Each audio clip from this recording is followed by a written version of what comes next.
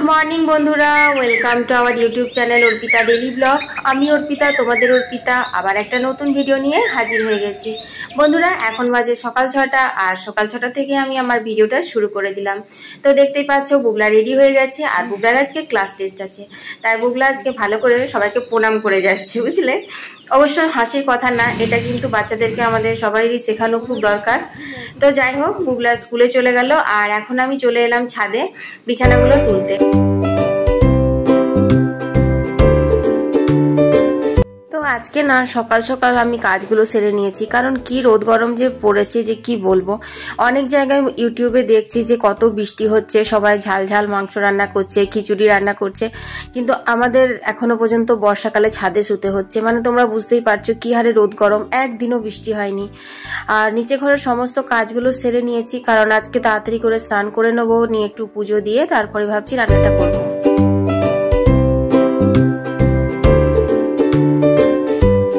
তো বন্ধুরা, আমি কাচাকুচি ছিল কয়েকটা, কাচাকুচি করে একবারে স্নান করে একটু পুজো করে নিয়েছি।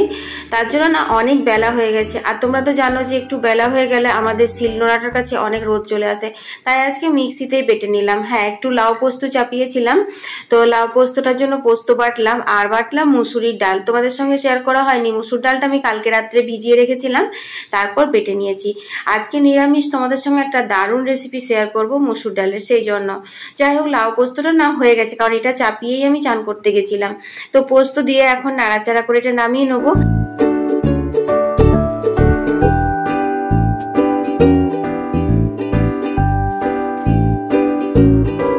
আর এখানে দেখো মুসুর ডালটা বেটে নিয়েছি, তারপরে এর মধ্যে স্বাদ মতো নুন, অল্প একটু হলুদ দিয়ে দিলাম আর ভালো করে এখন ফেটিয়ে নিচ্ছি। মুসুরি ডাল বা বেসনের বড়া করবে, তো ভালো করে যদি ফেটানো হয় না তো বড়াগুলো বেশ নরম হয়। আর মুসুর ডালে না কোনো রকম খাবার সোডা একদমই দিতে নেই, কারণ এমনি এগুলো বড়াগুলো নরম নরম হয়।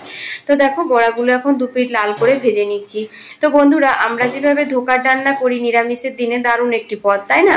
তো ধোকার ডালনার তো অনেক ঝামেলা থাকে, কিন্তু মুসুর ডালের বড়া করে তোমরা যদি এইভাবে রান্নাটা করো তাহলে খেতেও অতি সুস্বাদু হবে আর খুব কম ঝামেলার মধ্যেই হয়ে যাবে।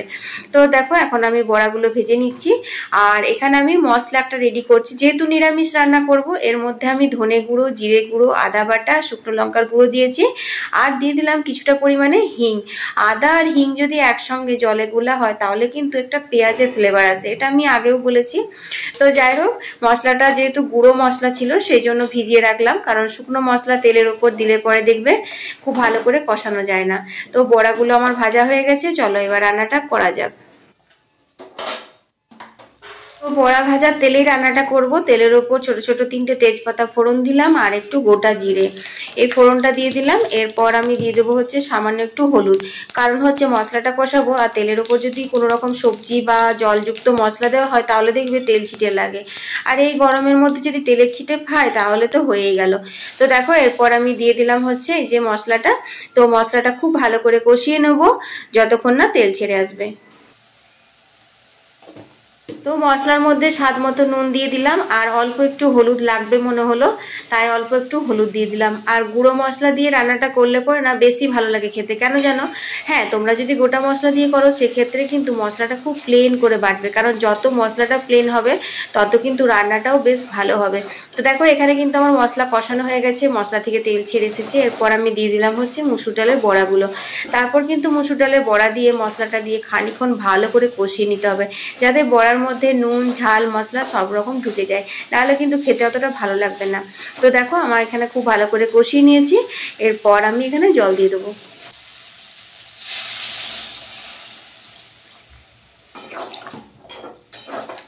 জলটা খুব বেশি দেবে না আবার খুব কমও না, কারণ বড়াতে কিন্তু অনেকটা জল টেনে নেয়।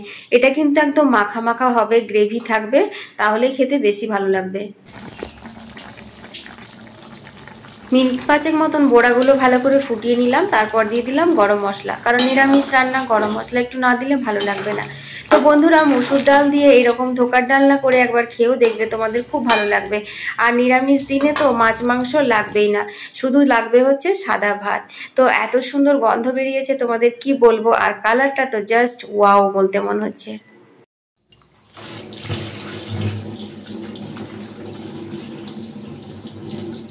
কথায় কথায় না মাছগুলো ধুতে ভুলেই গেছিলাম। এই মাছগুলো রবিবার দিন আনা হয়েছিল, ছোট ছোট চারাপোনা মাছ। তোমরা তো জানো যে বুগলা বাবা চারাপোনা মাছ খেতে খুব ভালোবাসে, কিন্তু এত ছোট ছোট যে কি বলবো। তো ফ্রিজে রাখা ছিল, নিয়ে বের করে রেখেছিলাম বরফটা গলার জন্য। তারপর না আর কাজে কাজে ভুলেই গেছিলাম যে মাছগুলো ধোয়া হয়নি। তারপর এখন যখন নিরামিষ রান্নাগুলো হয়ে গেল তখন মনে পড়লো ও মাছগুলো তো ধোয়াই হয়নি। যাই হোক, মাছগুলো এখন ধুয়ে নিলাম আর নুন হলুদ মাখিয়ে তারপরে মাছের আজকে টক করব।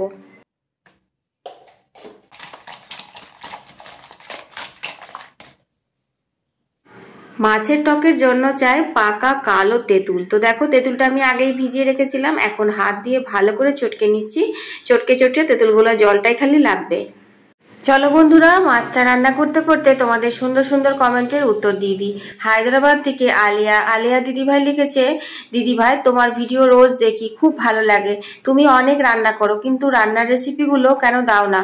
তো দিদিভাই, তুমি আমার ব্লগ দেখো তাই জানো না, আমি কিন্তু রান্নার রেসিপিগুলো লাইভে শেয়ার করে দিই, কারণ লাইভ ভিডিওতে আমার ভিউজ বেশি আসে। ফার্স্ট আমার লাইভ ভিডিওটাই ভাইরাল হয়েছিল, যেখান থেকে আমি 100K সাবস্ক্রাইবার পেয়েছি।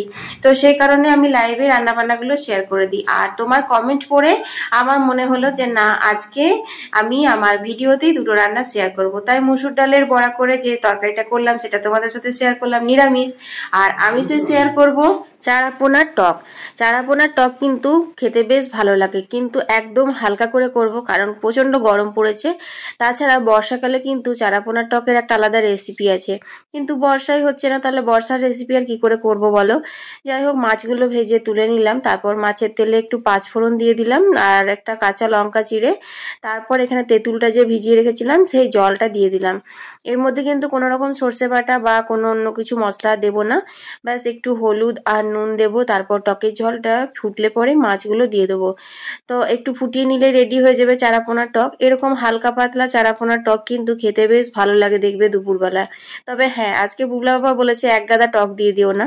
আসলে কি বলতো, তেঁতুলের পরিমাণটা কদিন আমি বুঝতে পারছিলাম না, নিয়ে মাছের টকে না টকটা একটু বেশি হয়ে যাচ্ছিল।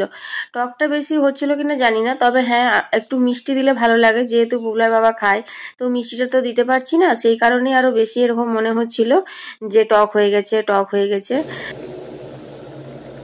তো আজকে লাঞ্চের হচ্ছে এই যে লাল করে মুসুর ডালের ধোকার ডালনা, আর এখানে হয়েছে লাউ পোস্ত, আর হয়েছে ডাল আর মাছের এই যে টক।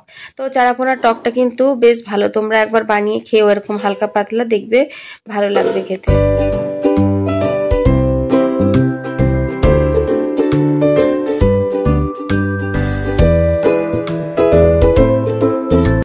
আষাঢ় মাস কে বলবে, পুরো রোদে একদম ভর্তি। আর জামা কাপড়গুলো কেচে কুচে স্নান করেছিলাম, তোমাদের সাথে শেয়ার করা হয়নি।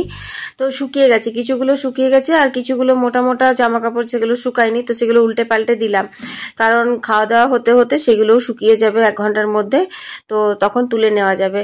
আর এখন বেজে গেছে হচ্ছে 12:30। তো চলো আমি এখন আমার মিষ্টি মিষ্টি বন্ধুদের ব্লগ দেখবো, কারণ আমার ব্লগ যেমন তোমরা দেখো সেরকম আমারও এরকম অনেক ফেভারিট ইউটিউবার আছে যাদের ব্লগ আমি দেখি। তো সময় তো বেশি পাই না, এই কাজের ফাঁকে যেটুকু সময় পাই তাদের ভিডিওগুলো দেখি, কারণ তাদের ভিডিও দেখতে আমার খুব ভালো লাগে।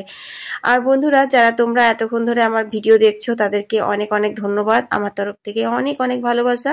তোমরা তোমাদের অর্পিতার পাশে যদি এরকম ভাবে থাকো তাহলে একদিন অনেক বড় ইউটিউবার হওয়ার স্বপ্ন আমার পূরণ হয়ে যাবে। আর দেখতে পাচ্ছ আমার ঘরগুলো সব জানলাগুলো বন্ধ করে দিলাম, কারণ রোদ গরম ঢুকে যাচ্ছে, আর রাস্তার দিকে না এই ঘরটা তো খুব ধুলোও ঢোকে। সকাল থেকে একটু ঠান্ডা ঠান্ডা বাতাস দিচ্ছিল, সেই কারণে জানলাগুলো খোলা ছিল, কিন্তু আমি এখন জানলাগুলো সব বন্ধ করে দিচ্ছি।